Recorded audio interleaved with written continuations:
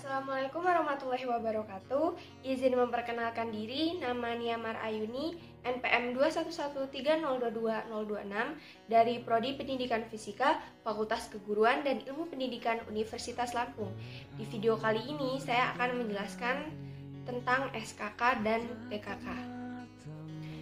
SKK adalah singkatan dari syarat kecakapan khusus, sedangkan TKK adalah singkatan dari tanda kecakapan khusus. Keduanya saling terkait. SKK merupakan serangkaian syarat untuk mendapatkan TKK, sedangkan TKK adalah tanda yang diberikan setelah menyelesaikan SKK. TKK atau tanda kecakapan khusus adalah tanda yang menunjukkan kecakapan, kepandaian, keterampilan, kemampuan sikap, dan usaha seorang pramuka di bidang tertentu, sesuai dengan usia, jenis kelamin, dan kemampuan jasmani dan rohani.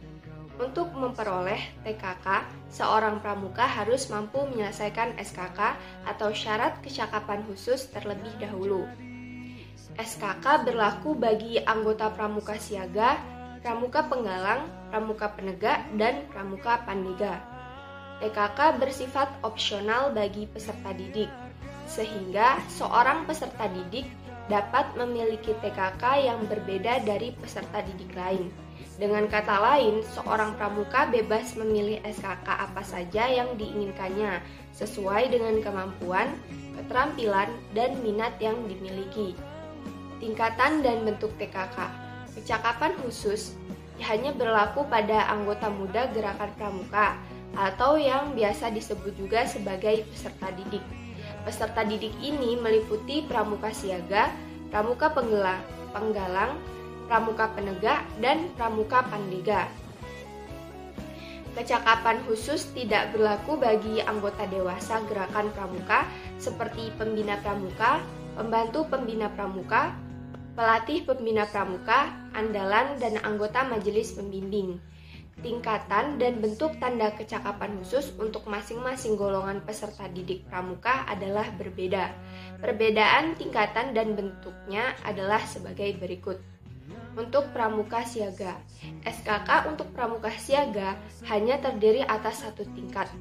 Tanda kecakapan khusus atau TKK untuk pramuka siaga berbentuk segitiga sama kaki terbalik, sisi alas di bagian atas, dan tidak memakai bingkai. Untuk pramuka penggalang, SKK untuk pramuka penggalang terdiri atas 3 tingkatan dengan bentuk yang masing-masing berbeda.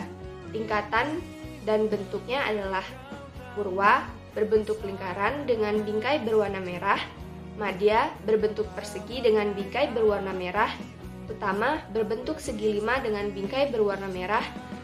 Untuk pramuka penegak dan pandega, SKK dan TKK untuk pramuka penegak dan pandega sama. Terdiri atas 3 tingkatan dengan bentuk purwa berbentuk lingkaran dengan bingkai berwarna kuning, madya berbentuk persegi dengan bingkai berwarna kuning, utama berbentuk segi 5 dengan bingkai berwarna kuning. Penggolongan SKK dan TKK. Berbagai macam SKK dan TKK yang ada dikelompokkan dalam 5 golongan atau 5 bidang. Masing-masing bidang dibedakan dengan warna dasar atau background yang terdapat di tanda kecakapan khusus. 5 bidang SKK tersebut adalah bidang agama, mental, moral, spiritual, pembentukan pribadi dan watak. TKK pada bidang ini memiliki warna dasar kuning. Bidang patriotisme dan seni budaya. TKK pada bidang ini memiliki warna dasar merah. Bidang kesehatan dan ketangkasan. TKK pada bidang ini memiliki warna dasar putih. Bidang keterampilan dan teknik pembangunan. TKK pada bidang ini memiliki warna dasar hijau.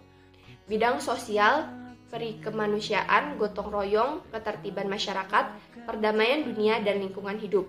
TKK pada bidang ini memiliki warna dasar biru. Ketentuan dan cara pemasangan TKK. Tanda kecakapan khusus atau TKK dikenakan di lengan baju sebelah kanan. Di sebelah bawah tanda kuartir sebanyak maksimal 5 buah TKK. Jika mempunyai TKK yang diperoleh telah lebih dari 5 buah, TKK selebihnya dipasang dalam tetampan. Tetampan dipakai sebagai selempang di baju dari pundak kanan ke pinggang kiri. Beberapa ketentuan lainnya mengenai SKK dan TKK. Hanya TKK yang ditetapkan Puarnas yang boleh dipakai. Yang berhak memberi TKK adalah pembina atau pembantu pembina yang langsung membinanya, atau seorang yang dianggap ahli dalam bidang tertentu. Seorang pramuka hanya dibenarkan menggunakan TKK setelah yang bersangkutan menyelesaikan SKK, mencapai tingkatan SKU siaga bantu atau bagi pramuka siaga, SKU rakit bagi pramuka penggalang, mencapai SKU bantara bagi pramuka penegak, dan dilantik sebagai pramuka pandega bagi pandega. Seorang pramuka tidak diperbolehkan memakai TKK untuk golongan peserta didik. Di bawahnya, penggalang memakai TKK siaga, penegak memakai TKK penggalang. Kecuali pramuka pandega yang boleh memakai TKK tingkat penegak. TKK yang tingkatannya lebih rendah tidak boleh dikenakan lagi setelah meraih TKK sejenis yang tingkatannya lebih tinggi. Semisal, setelah mendapatkan TKK menabung tingkat madya, maka TKK menabung tingkat purwa harus dilepas. TKK tidak berlaku untuk pembina, andalan, anggota MABI, dan pramuka dewasa lainnya.